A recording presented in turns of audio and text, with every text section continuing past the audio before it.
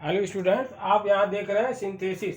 तो सिंथेसिस में सिखाया जा रहा है कॉम्प्लेक्स सेंटेंस बनाना। दो या दो से अधिक सिंपल सेंटेंसेस को मिलाकर एक कॉम्प्लेक्स सेंटेंस बनाना सिखा रहे हैं। इसमें आपका चल रहा है यूज ऑफ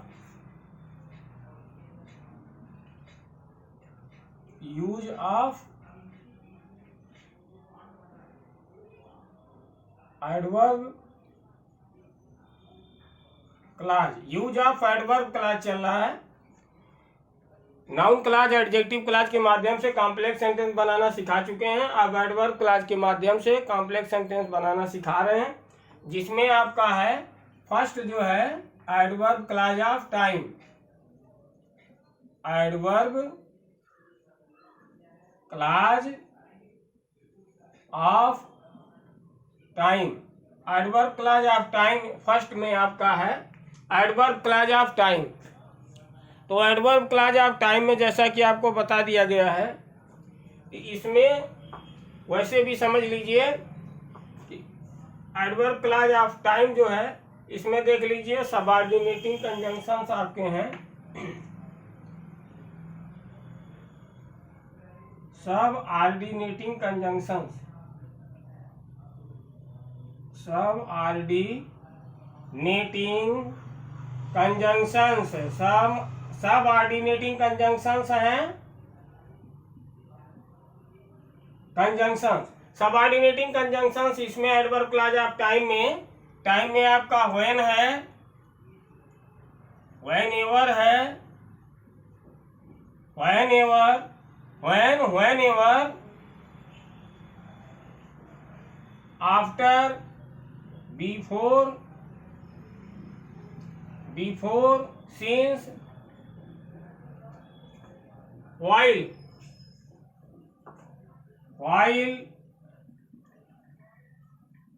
etc। ये आपके कंजंक्शंस हैं, सबऑर्डिनेटिंग कंजंक्शंस हैं टाइम के लिए, for time. Adverb class of time यहाँ हेडिंग दिया हुआ है एडवर्ब क्लास ऑफ टाइम। तो जानते हैं समय बताने के लिए, समय के लिए, टाइम के लिए कुछ निश्चित कंजंक्शंस यहाँ दिए जा रहे हैं जो सबऑर्डिनेटिंग कंजंक्शंस होते हैं। तो इसमें सबऑर्डिनेटिंग कंजंक्शंस में आपका कौन कौन है टाइम के लिए? फॉर टाइम, टाइम के लिए कौन सा है? व्हेन है, व्हेनेवर है, आफ्टर है, बिफोर है, सिंस है, व्हाइल, etc। ये जो है सबऑर्डिनेटिंग कंजंक्शंस हैं। तो इसमें आप एक जो है एग्जांपल्स देखेंगे। आपका फर्स्ट एग्जांपल्स यहाँ होगा, दिया है इसमें first examples. I was eating an apple. I was eating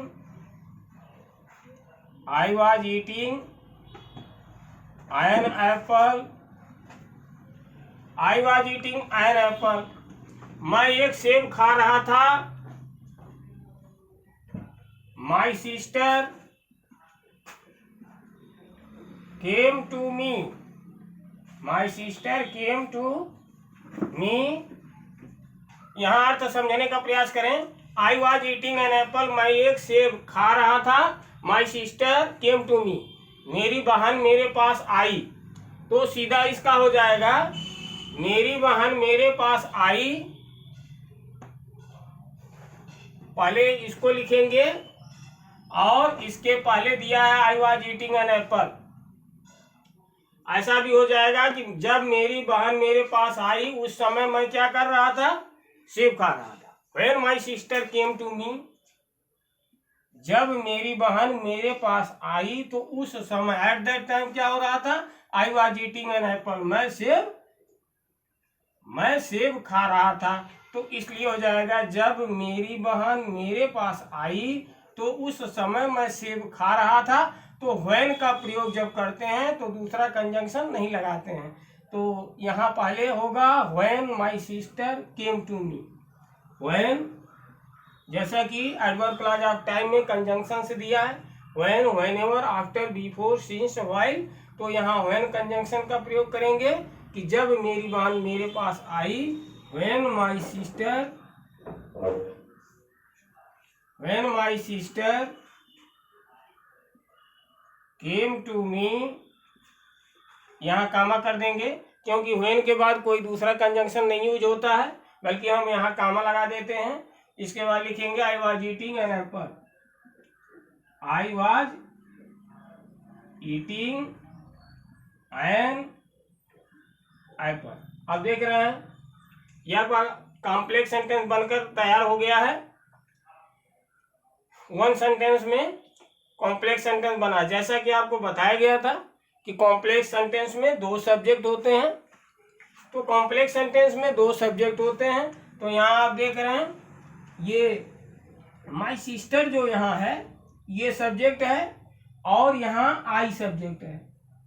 पहले क्लास में माय सिस्टर सब्जेक्ट है, दूसरे क्लास में आई सब्जेक्ट है। फिर आप देख रहे हैं केम जो है ये वर्ब है और इसमें वाज वर्ब है। यहाँ आप देख रहे हैं वाज जो है इसमें वर्ब आया हुआ है, वाज ईटिंग, तो इसमें वर्ब आप देख रहे हैं। तो दो सब्जेक्ट हो गया, सब्जेक्ट की संख्या कितनी हुई? दो, वर्ब की संख्या दो। तो ये आपका क्या हो गया? ये कॉम्प्लेक्स सेंटेंस बन गया। कॉम्प्लेक्स सेंटेंस की पहचान हम बताए थे कि दो सब्जेक्ट होता है और दो वर्ब होता है। दो सब्जेक्ट होते हैं, दो वर्ब होते हैं। इसमें आप देख रहे हैं पहले क्लास में ये जो व्हेन वाला क्लास है इसमें देख रहे हैं कि एक सब्जेक्ट और एक वर्ब है, और अदर क्लास में भी आप देख रहे हैं एक सब्जेक्ट है और एक वर्ब है। तो यहाँ तो क्लियर हो गया कि दो सब्जेक्ट दो वर्ब है, तो ये कॉम्प्लेक्स सेंटेंस है। और कैसे क्लियर हुआ कॉम्प्लेक्स सेंटेंस है? क्योंकि कंपाउंड सेंटेंसेज में भी जो है आपके दो सब्जेक्ट होते हैं, दो वर्ब होते हैं।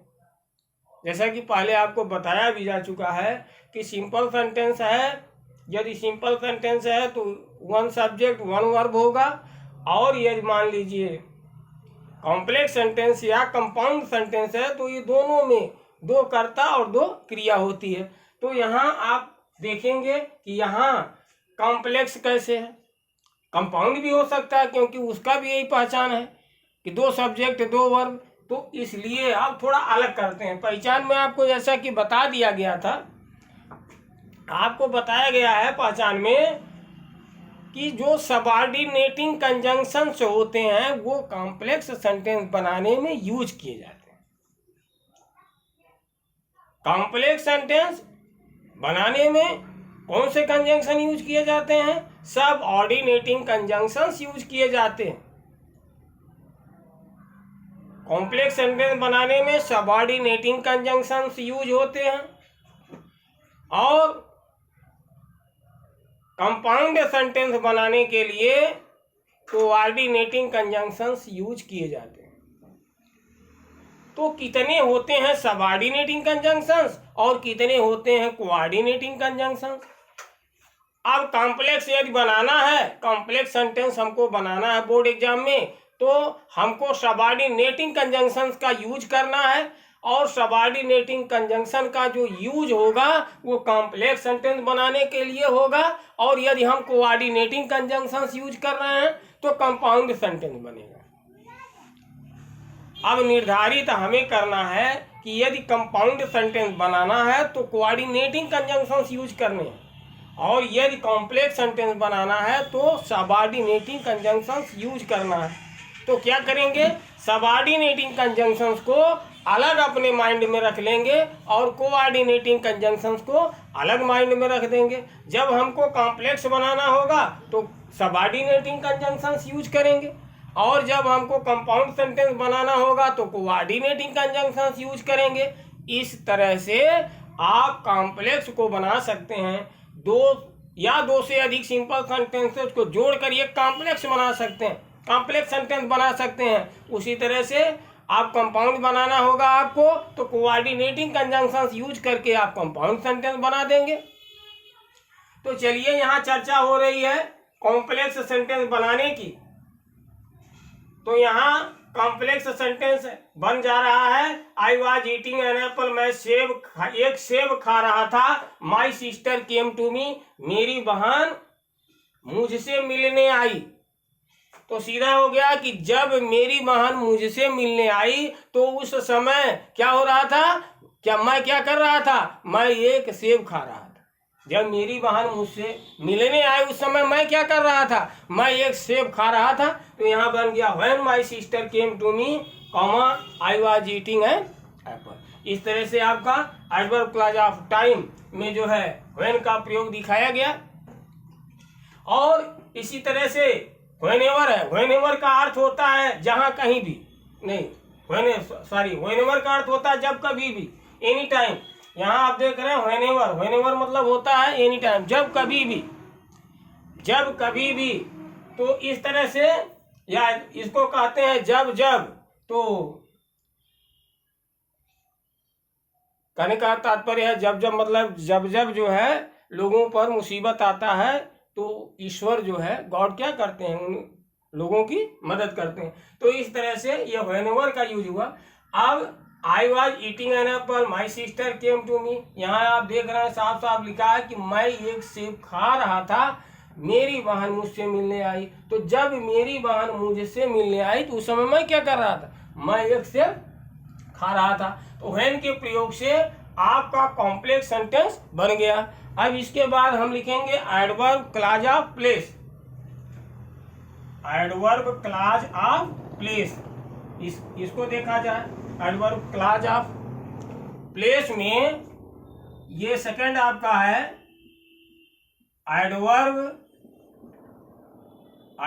Clause, adverb clause of place. Adverb clause of place, इसमें देखा जाए कि सबऑर्डिनेटिंग कंजंक्शंस क्या होंगे, सबऑर्डिनेटिंग कंजंक्शंस इसमें क्या होंगे, प्लेस के लिए, फॉर प्लेस के लिए सबऑर्डिनेटिंग कंजंक्शंस क्या होगा, वेयर होगा। क्या होगा, वेयर होगा। और व्हेरेवर होगा, व्हेयर और व्हेरेवर, ये प्लेस के लिए होगा। व्हेयर मतलब जहां, और व्हेरेवर मतलब, यहां ध्यान रखिएगा ये सब सबऑर्डिनेटिंग कंजंक्शंस हैं, ये इंट्रोगेटिव वर्ड नहीं है, ये सबऑर्डिनेटिंग कंजंक्शंस हैं। ऐसा नहीं कि व्हेन का मतलब कब निकालिए, व्हेन का अर्थ कब समझिए और व्हेयर का अर्थ कहाँ समझिए, ऐसा नहीं है। कहाँ नहीं, जहां, कब नहीं, जब। तो सबऑर्डिनेटिंग कंजंक्शंस के रूप में ये यूज होंगे। इसलिए यहाँ जो है इनको इंट्रोगेटिव वर्ड नहीं मानना है, इनको क्या मानना है, सबऑर्डिनेटिंग कंजंक्शन मानना है इनको। तो सबऑर्डिनेटिंग कंजंक्शन मानेंगे तो व्हेयर का मतलब होगा जहां, कहाँ नहीं, जहां होगा। और व्हेरेवर का मतलब होगा जहां कहीं भी, जहां कहीं भी, या जहां जहां। तो इस तरह से अब यहाँ जो है ये उदाहरण आपको दे रहे हैं, एग्जाम्पल में दिया है।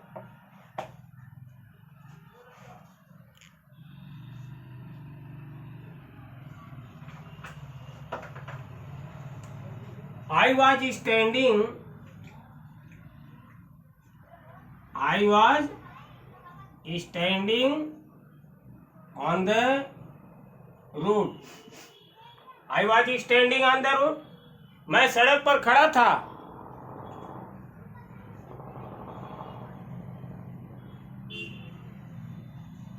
My father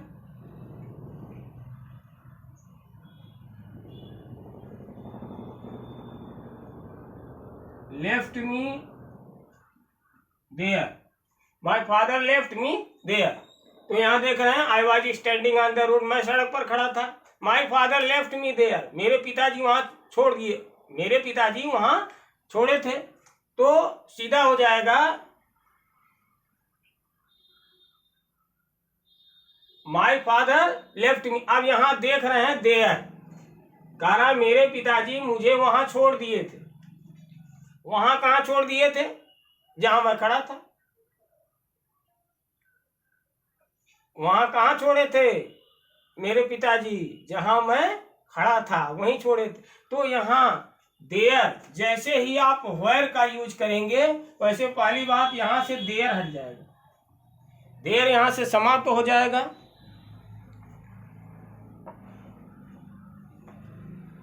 देयर वहां से हट गया। तो मैं सड़क पर खड़ा था, तो क्या हो जाएगा, मैं सड़क पर खड़ा था जहां मेरे पिताजी मुझे छोड़ दिए थे।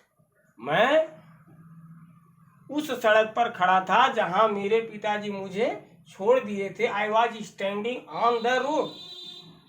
मैं उस सड़क पर खड़ा था where my father left me, जहां मेरे पिताजी मुझे छोड़ दिए थे। तो यहाँ क्या हो जाएगा, आई was standing on the road. मैं उस सड़क पर खड़ा था वेयर, जहां माई फादर लेफ्ट मी, यहाँ मेरे पिताजी मुझे छोड़े थे। Where my father left me. तो यहाँ आप देख रहे हैं कि मैं उस सड़क पर खड़ा था जहां मेरे पिताजी मुझे छोड़ गए थे। तो I was standing on the road where my father left me. अब इसके बाद जो है एडवर्ब क्लॉज ऑफ टाइम, ये आपके समझ में आ गया होगा। अब नेक्स्ट जो है देखा जाता है, यहाँ नेक्स्ट में है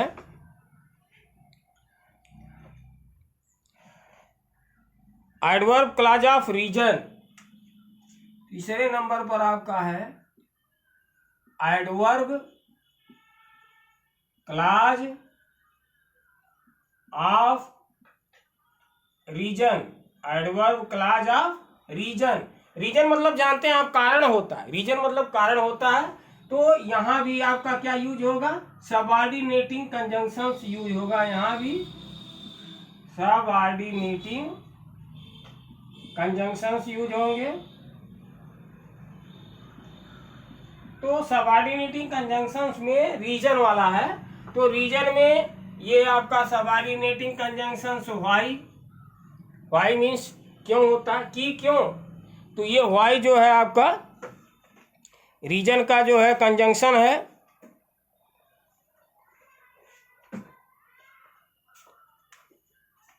बिकॉज है, सिंस है,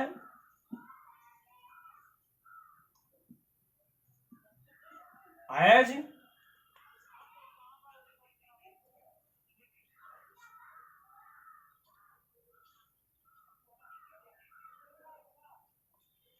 तो यहां देख रहे हैं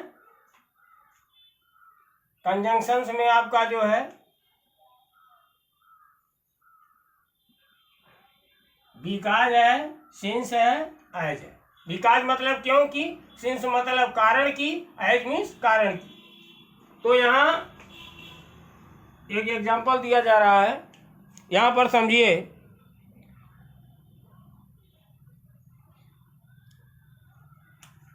I did not buy it. I did not buy it. I did not buy it. मैंने इसे नहीं खरीदा। मैंने इसे नहीं खरीदा। I did not like.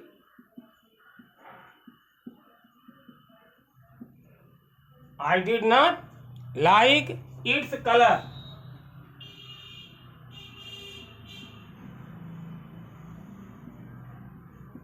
Its colour. यहां देखिए, I did not by it, मैंने इसे नहीं खरीदा। I did not like its colour, मैं इसका रंग पसंद नहीं किया। मैंने इसका रंग पसंद नहीं किया। मैंने इसे नहीं खरीदा, इसे मतलब कोई वस्तु होगा। मैंने इसे नहीं खरीदा। मैंने इसका कलर नहीं पसंद किया। तो यहां है मैंने इसे नहीं खरीदा। क्यों नहीं खरीदे, क्यों आपने नहीं खरीदा। I did not by it, मैंने इसे नहीं खरीदा। क्यों नहीं खरीदे, क्योंकि आपको ये कलर पसंद नहीं। तो सीधा हो जाएगा कि मैंने इसे नहीं खरीदा क्योंकि ये कलर मुझे पसंद नहीं था। मैंने इसे नहीं खरीदा क्योंकि ये कलर मैं पसंद नहीं करता था, या मुझे यह कलर पसंद नहीं था। तो यहां हो जाएगा मैंने इसे नहीं खरीदा। I did not by it, मैंने इसे नहीं खरीदा। क्यों नहीं खरीदे, बिकॉज क्योंकि। बिकॉज क्योंकि। I did not like its colour, क्योंकि मुझे इसका रंग पसंद नहीं था। I did not like its colour. I did not like its colour. यहाँ ध्यान दीजिएगा, मैंने इसे नहीं खरीदा। क्यों नहीं खरीदे? क्योंकि मुझे ये कलर पसंद नहीं था। तो बन गया कि मैंने इसे नहीं खरीदा क्योंकि मुझे ये कलर पसंद नहीं था। तो अब आज के लिए सिर्फ इतना ही। फिर नेक्स्ट वीडियो में, तब तक के लिए धन्यवाद।